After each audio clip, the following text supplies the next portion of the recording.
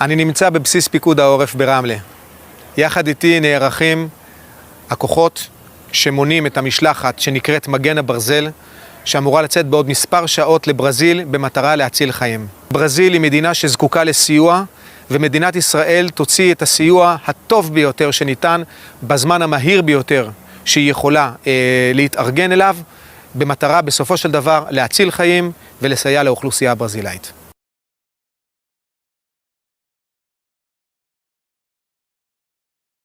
Eu estou aqui com a Amanda, que é instrutora de resgate no Exército de Israel. Ela vai falar um pouquinho do trabalho dela, da importância dessa preparação. Amanda, conta um pouquinho pra gente como é que é essa tua rotina. Você trabalha como instrutora, né? Sim, então, eu tenho uma equipe, nós somos 5 meninas no meu departamento. Toda semana chegam equipes de combatentes aqui no Exército, tem toda uma unidade de combatentes que são preparados não só para todos os deveres deles como combatentes, como todos os outros, mas também para resgatar pessoas em situações de algum prédio que caia ou qualquer evento desses. É muito importante sempre ter pessoas preparadas para isso. Aqui em Israel temos toda a questão de guerra, mísseis e coisas assim, mas além disso existem em qualquer lugar do mundo problemas de construção, erros técnicos, desastres naturais. Nossa equipe já foi mandada para o México depois do terremoto que teve. Em 2016 também teve um estacionamento em construção que caiu. A equipe foi diretamente mandada para lá para resgatar todos que tinham sido feridos. E é muito importante sempre ter a preparação para isso. Nunca se sabe quando vai acontecer alguma coisa. Obrigado, Amanda.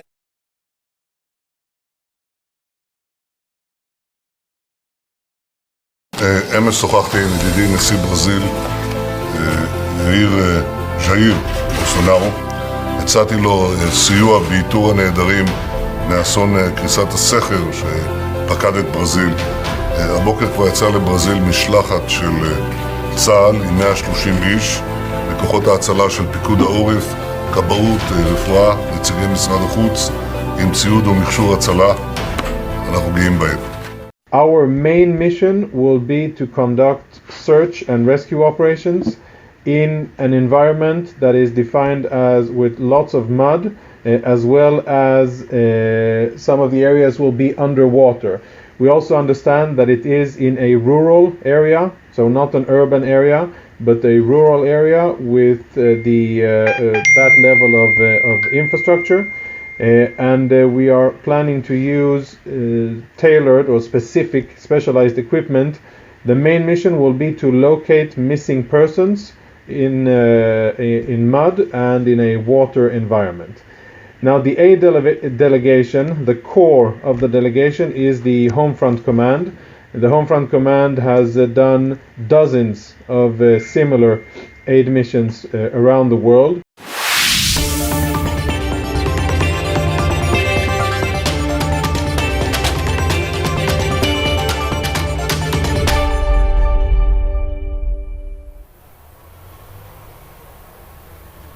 Olá, boa tarde. Voltamos a falar ao vivo de Belo Horizonte.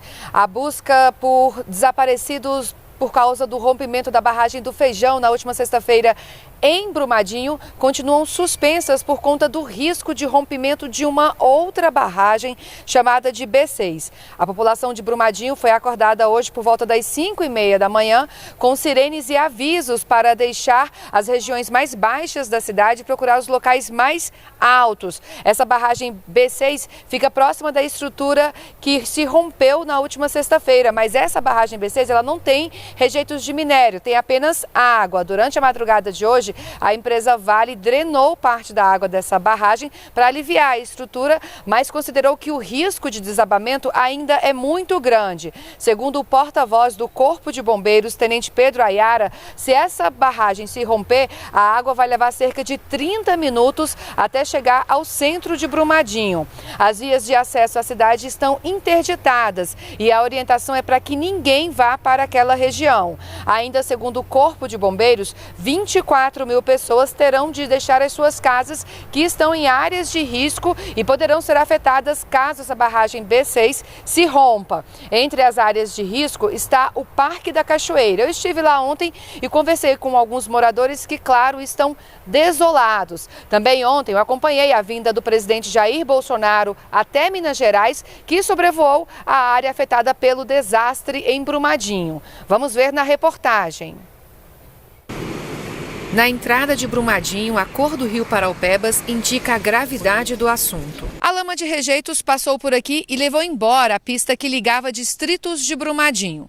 A barragem que se rompeu fica a cerca de 10 quilômetros de onde estamos. Lá embaixo, equipes do Corpo de Bombeiro e de Forças de Segurança trabalham nas buscas por vítimas. A casa do José fica exatamente nesta área. Ele conta como ficou sabendo do rompimento da barragem. Fui acionado por vizinhos que tinham rompido esse rejeito, né, essa barragem. Então, aí eu fiquei de alerta. Me perguntaram se tinha perigo. Falei, é claro, porque tem vários afluentes que deságua no Paraupeba. E aí eu escutei o barulho das árvores quebrando, eu falei...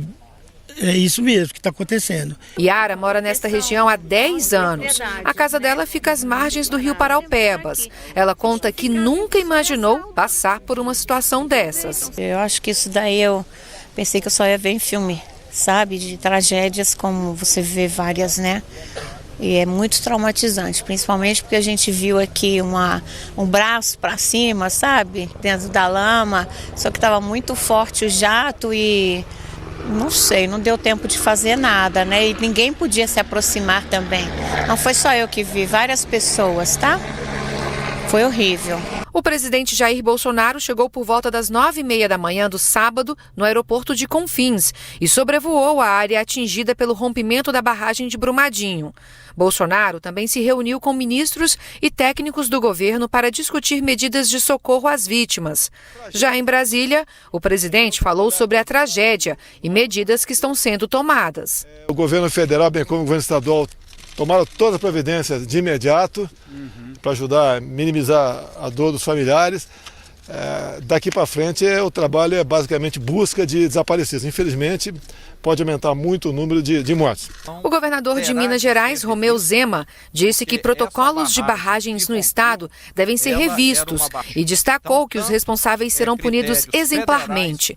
Zema explicou ainda que o governo busca tecnologias para localizar desaparecidos. O governo federal deve nos ajudar no sentido de estar trazendo alguma tecnologia lá de fora que ajude a recuperar os corpos que estão soterrados, porque é muito difícil você localizar um corpo a 5, 10 metros de profundidade. Israel já se ofereceu para poder fazer isso. Nesta faculdade foi instalado o posto de comando das operações de busca e salvamento. A Defesa Civil Nacional reconheceu a situação de calamidade pública em Brumadinho, medida também adotada pelo governo do estado. Com isso, a transferência de recursos da União para Minas Gerais para ajudar no socorro às vítimas vai ser agilizada. O ministro de Minas e Energia explicou como está sendo feito o trabalho dos técnicos do ministério. Desde que ocorreu esse infeliz acidente, os nossos técnicos da agência, bem como os técnicos da CPRM, estão trabalhando no local justamente para apurar os fatos e contribuir com as autoridades naquilo que é mais importante no momento. É mitigar o acidente, impedir que coisas semelhantes possam ocorrer e, principalmente, dar apoio às autoridades, principalmente no que diz respeito à Defesa Civil, para que haja o monitoramento do avanço da lama e as informações de coleta de material para saber da qualidade da água do rio Paraupeba. O IBAMA multou a mineradora Vale em 250 milhões de reais pelos danos ambientais do rompimento da barragem. O ministro de Meio Ambiente, Ricardo Salles, falou sobre o trabalho de fiscalização. O que nós demonstramos hoje através da atuação do IBAMA é que a fiscalização e a atuação do órgão ambiental ela é rigorosa e rápida. O que nós precisamos ter, e isso é uma questão não para este caso que não se aplica, mas para o Brasil, é foco na atuação. Situações de maior risco, maior complexidade, ter a equipe, todas as equipes, nacionalmente falando, de licenciamento ambiental, com maior foco, maior dedicação. Segundo o ministro do Desenvolvimento Regional, a prioridade é o socorro às vítimas. O objetivo é esse. Vamos melhorar os procedimentos para evitar que uma tragédia humana como essa volte a acontecer. A Defesa Civil do Estado está fazendo um trabalho primoroso. Está de parabéns. A Defesa Civil Nacional está aqui para prestar o apoio necessário. estamos fazendo um posto de operação de todas as agências federais, justamente para avaliar a questão do fluxo dessa onda de lama, onde vai chegar, se vai chegar até Retiro Baixo, que fica a 300 quilômetros do local da tragédia, se de lá vai chegar em Três Marias, que fica a 20 quilômetros de Retiro Baixo, se essa água está ou não está contaminada. Até agora tudo indica que não, é só a concentração de sedimentos, isso impossibilita a captação. Felizmente os reservatórios aqui da região metropolitana dão conta, estão cheios, vão permitir que a população de Minas Gerais, de Belo Horizonte e demais cidades da região metropolitana não fiquem sem água. Isso realmente é importante.